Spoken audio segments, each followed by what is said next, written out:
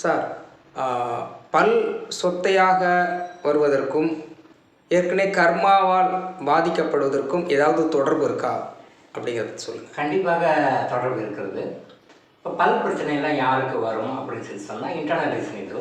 கர்மா வந்து எப்படி லீக் ஆகுது அப்படின்னு சொல்லி சொன்னால், யாரெல்லாம் தானம் தர்மம் செய்யும் பொழுது சாப்பிட்டு விட்டு மிச்சம் எச்சமான சாப்பாட்டை யாருக்காவது கொடுத்தோம்னு வச்சுக்கோங்களேன்.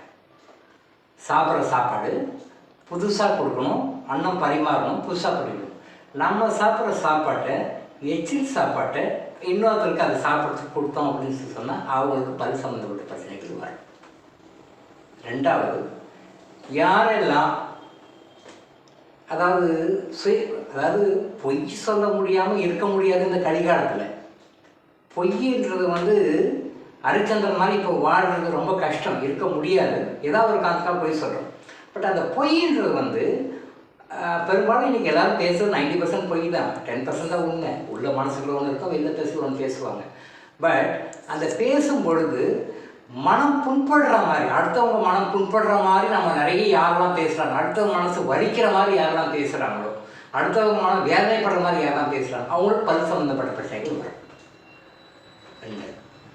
மூணாவது, சாப்பிட்ற சாப்பாட்டில் அரிசியில் கலப்படம் பண்ணுறாங்க பார்த்தீங்களா. சாப்பிட்ற உணவில், சமைக்கிற சாப்பாட்டில் இந்த உணவுகளில் கலப்படம்லாம் பண்ணுறாங்க பார்த்தீங்களா.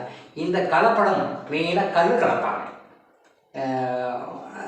கல் கலக்கத்துக்குன்னே சில குரூப்பெல்லாம் இருக்காங்க. அவங்க வந்து அந்த கிரைனரியில் வந்து அந்த களத்தில் வந்து அரிசியை போட்டுட்டு ஒரு 10 மூட்டை அரிசி 15 மூட்டை அரிசி அதில் வந்து ஒரு 20 கிலோ கல் அப்படி சொல்லி பர்பஸாகவே கலக்கி சேல் பண்ணுவாங்க. அப்போ இந்த மாதிரி கலக்கி சேல் பண்ணுறாங்க பார்த்தீங்களா.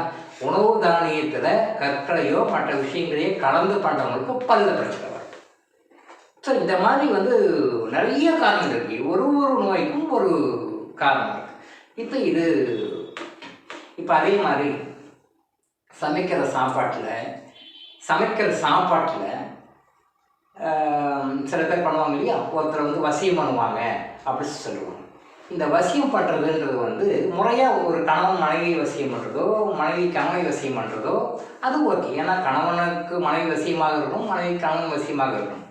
இப்போ இந்த வசியம் இல்லாமல் முறை தவறிய விஷயங்களுக்காக வசியம் பண்ணுறாங்க பார்த்தீங்களா. தவறான முறைகளில் போயிட்டு தவறான விஷயங்கள் பண்ணுறாங்க இல்லையா. அந்த மாதிரி தவறான விஷயங்கள் பண்ணும்போது என்ன பண்ணுவாங்க, அந்த இடுமருந்துன்னு சொல்லி கொடுப்பாங்க.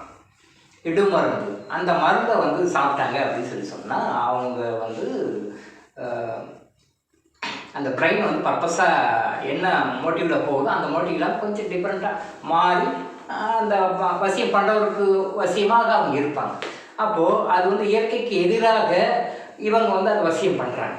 அப்போ இயற்கைக்கு எதிராக முறையற்ற உறவுகளுக்காக முறை இல்லாமல் வசியம் செய்தாங்கன்னா யார் அந்த வசிய மருந்து கொடுக்குறாங்களோ, வசிய மருந்து கொடுக்குறவங்களுக்கும் சரி, அந்த வசிய மருந்து உற்பத்தி பண்ணி ரெடி பண்ணி கொடுக்குறாங்க பார்த்தீங்களா அவங்களுக்கும் சரி பல் சம்மந்தப்பட்ட பிரச்சனைகள் வரும். ஸோ இந்த மாதிரி பல் சம்மந்தப்பட்ட விஷயம் நிறைய இருக்குது. இப்போ ஒரு 4 உதாரணம் சொல்லியிருக்கேன். ஃப்யூச்சர் நிறைய விஷயம் நான் சொல்கிறேன். டாக்டர் இளங்கோ ஆயுஷ் ஹாஸ்பிட்டல் வழங்கும் விழிப்புணர்வு இருக்குது.